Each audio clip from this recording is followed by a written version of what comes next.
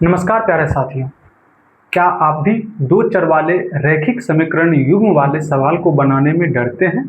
तो आइए आज हम लोग इन चीज़ों पर बात करेंगे कि दो चर वाले रैखिक समीकरण युग्म को हम कैसे हल कर सकते हैं बिल्कुल आसानी से।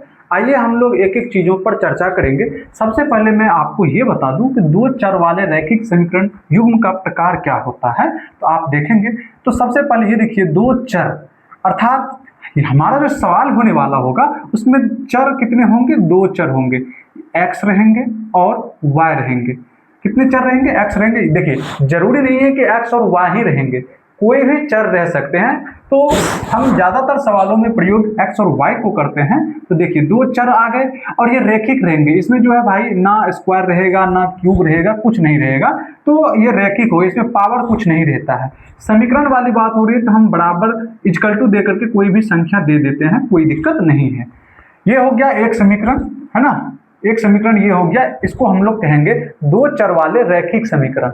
दो चर देखो है ना, एक और दो, दो गो चर है और ये रैखिक है। रैखिक इसीलिए है क्योंकि पावर में कुछ नहीं है तो एक है, और जिसका पावर एक रहता है उसको कहते हैं रैखिक, जिसका पावर दो रहता है उसको कहते हैं द्विघात, जिसका पावर तीन रहता है उसको कहते हैं त्रिघात।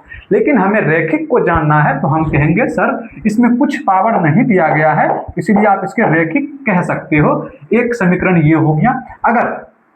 अगर दूसरा समीकरण लेना इसलिए जरूरी है कि युग्म में बनाना है इसको। युग्म का अर्थ मतलब होता है जोड़ा, जोड़ा में बनाना है। तो एक समीकरण और रहेगा आपको, तो चर तो रहेगा ही, x प्लस 2y कुछ भी कह लो, चर तो रहेगा ही, है ना। समीकरण कोई भी हो सकता है, समीकरण कोई भी हो सकता है। तो देखो भाई, इसमें x और y चर है और ये रैखिक है। तो ये समझना है आपको कि समीकरण जो है वो रैखिक में होगा और चर उसमें दो होंगे।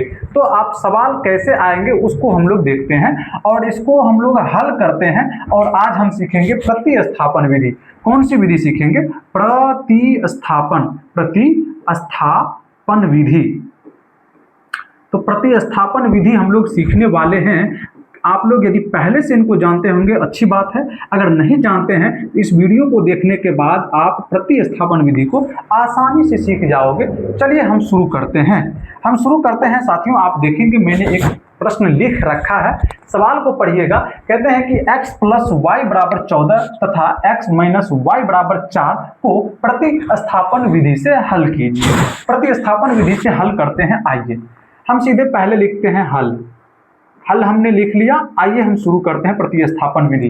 तो जो समीकरण दिया गया है उसको हम पहले लिख लेते हैं। हमारे पास समीकरण है x plus y equal to 14, दूसरा होगा हमारा x minus y equal to 4। आप पहले वाले को समीकरण 1 मानिए और दूसरे वाले को समीकरण 2 मानिए। ठीक है, अब शुरू करते हैं। ये सवाल यहाँ तक बातें समझ में आ गई हैं। हम सबसे पहले समीकरण 1 से कुछ काम कर लेते हैं। हम लिखेंगे समीकरण 1 से, और मैं जो जो शब्द लिखूंगा, जो जो भाषा लिखूंगा, आप लोग वही भाषा अपने कॉपी में लिखने का प्रयास करना, आपको अच्छे से नंबर मिलेगा इसमें। समीकरण 1 से हम क्या करने वाले हैं? तो जो समीकरण 1 है पहले उसको आप लिख दो।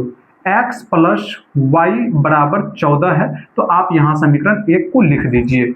राइट। आइए हम इसमें क्या करते हैं, पक्षांतर कर देते हैं, x का वैल्यू निकालते हैं। तो x का वैल्यू निकालेंगे तो 14 हो जाएगा इधर, और ये प्लस में y था बराबर के इस साइड में, अब ये यहाँ आकर के माइनस में y लिखा जाएगा। हम क्या करेंगे ना, या तो x को उधर भेज देंगे या तो y को उधर भेजेंगे। तो बराबर यहाँ पर पहले से है ना, हमने बराबर रखा, और बराबर के इस ओर जो है x भी पहले से है, हमको सिर्फ y को हटाना था।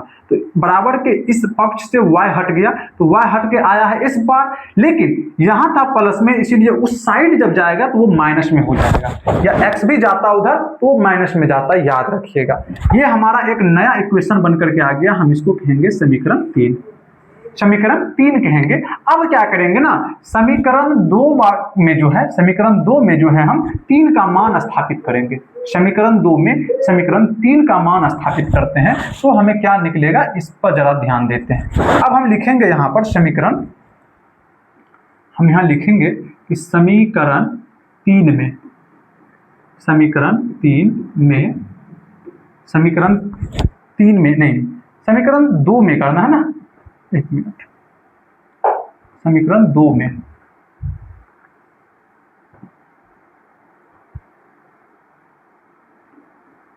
क्या लिखेंगे?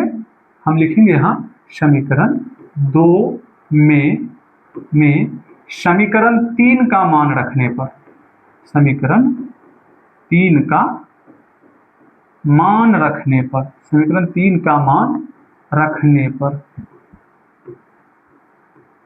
आइए समीकरण 2 में हम समीकरण 3 का मान रखते हैं, तो सबसे पहले समीकरण 2 को यहाँ लिख देते हैं। तो समीकरण 2 हमारा क्या है? तो भैया हमारा जो समीकरण 2 है वो क्या है? वो है x माइनस वाई बराबर 4। ये है हमारा समीकरण। अब हम इसमें समीकरण 3 का मान स्थापित करेंगे। समीकरण 3 का मान स्थापित करेंगे और देखिए आप समीकरण 3 का मान क्या है?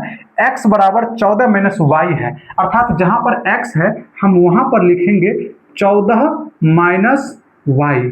x के जगह पर ये आ गया। अब ये y तो यहाँ पहले से है, माइनस y यहाँ पहले से है और बराबर 4 भी पहले से है। अब इसको समझना पड़ेगा आपको कि हमने 14 माइनस y कहाँ से लाया। इस समीकरण में x के जगह पर देखो माइनस वाई बराबर 4, माइनस वाई बराबर 4, इसको जस का तस हमने रखा है। ये नया चीज आया है 14 माइनस वाई, ये नया आया है। तो ये कहाँ से आया है? ये हमने लाया x के स्थान पर। तो x के स्थान पर हम इसलिए आए हैं कि x बराबर हम 14 माइनस वाई लिख सकते हैं, हमने देखा है इसको। अब आइए यहाँ तक कर लेने के बाद हम करते हैं इक्वेशन को हल। अब कहेंगे 14, तो 14 सर लिख दीजिए, इसको 14 है तो 14 लिख दीजिए, कोई दिक्कत नहीं है। अब देखिए माइनस y और y दोनों माइनस में है, तो आप इसको 2y बोल सकते हो। क्या बोलो? 2y बोलोगे, 2y बराबर 4 लिख दीजिए, ठीक है। आइए अब क्या करेंगे? माइनस 2y बराबर 4 ऐसे ही रहेगा।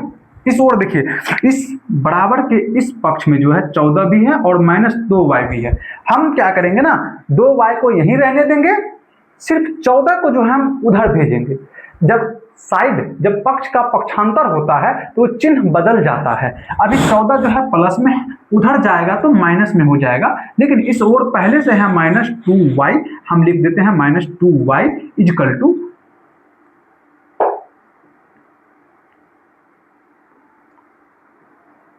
2y इजकल टू, यहाँ पर 4 है पहले से और 4 में माइनस कर देंगे हम 14। अब कितना आ जाएगा बताइए? तो माइनस 2y पहले से है बराबर 14 और 4 है ना। तो 14 में से 4 हम घटाएंगे तो 10 बचेगा, लेकिन माइनस का चिन्ह यहाँ आएगा इसलिए से क्योंकि 14 अंक जो है वो बड़े हैं अंक में, फिर माइनस है, इसकी बात मैं नहीं कर रहा हूँ। जो बड़ा होता है उसका चिन्ह लिखते हैं। अब हम 2 से 10 को काट लेंगे। अब हम लिखेंगे यहाँ पर, हम यहाँ पर लिख सकते हैं y इजकल टू, है ना, y इजकल टू ये हो जाएगा माइनस 10 बटे माइनस 2, माइनस 10 बटे माइनस 2। तो हम इसको क्रॉस जब करेंगे तो ये 5 बार में कट जाएगा, तो इसीलिए y का वैल्यू मेरे पास आ गया है 5। y का वैल्यू कितना आया है? 5 आ गया है। अब हम जो है x का वैल्यू निकालेंगे। जब y मेरे पास 5 आ गया है तो अब x का वैल्यू कहाँ से निकालेंगे, इसको देखिएगा।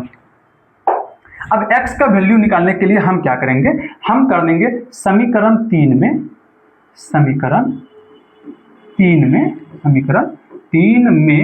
y का मान रखने पर, समीकरण 3 में y का मान रखने पर क्या होगा साथियों, जरा सोचिए। समीकरण 3 क्या है, जरा इस पर विचार करिए। समीकरण 3 है x बराबर 14 माइनस वाई, तो वही चीज हम यहाँ लिख देंगे। हम यहाँ लिख देंगे x बराबर 14 माइनस वाई, जो कि समीकरण 3 है। इस समीकरण 3 में हम y का मान स्थापित कर रहे हैं और y बराबर हमें मिला है, अभी तुरंत मिला है y बराबर में 5। y बराबर में कितना मिला है? तो y बराबर में मिला है 5 और इसी y बराबर 5 को जो है हम समीकरण 3 में स्थापित करने वाले हैं। तो x इजकल टू 14 माइनस, है ना, 14 लिखो ना भाई, x equal to 14 minus y के जगह हम रखेंगे 5, तो हो जाएगा हमारा x बराबर 14 में से 5 जाएगा तो बचेगा 9। यही होगा हमारा आंसर। अब आप कह सकते हो अतः x बराबर 9 तथा y बराबर 5, ये ही होगा हमारा राइट आंसर। ठीक है, तो इस प्रकार से हम प्रतिस्थापन विधि से सवाल को हल कर सकते हैं। आप कक्षा 10वीं में पढ़ रहे हैं तो प्रश्नावली जब आप 3.3 बनाएंगे तो यहाँ पर यही सवाल दिया गया, हमने 1 नंबर को सॉल्व किया है, दूसरा नंबर, तीसरा नंबर और चौथा नंबर, पांचवा, छठा, 6 सवाल है इसमें। इस 6 सवाल को आप इसी तरह से हल करेंगे, आपको ये सभी सवाल बन जाएंगे। उम्मीद करते हैं कि आप लोगों को ये वीडियो अच्छा लगा होगा, ये वीडियो समझ में आ गया होगा। जो नहीं समझ पाए होंगे प्लीज कमेंट में बताइएगा कहाँ दिक्कत हुई है, मैं कोशिश करूंगा कि अगले वीडियो में उसका जवाब दूं। बहुत बहुत धन्यवाद। हंसते रहिए, मुस्कुराते रहिए, अपनी तैयारी करते रहिए।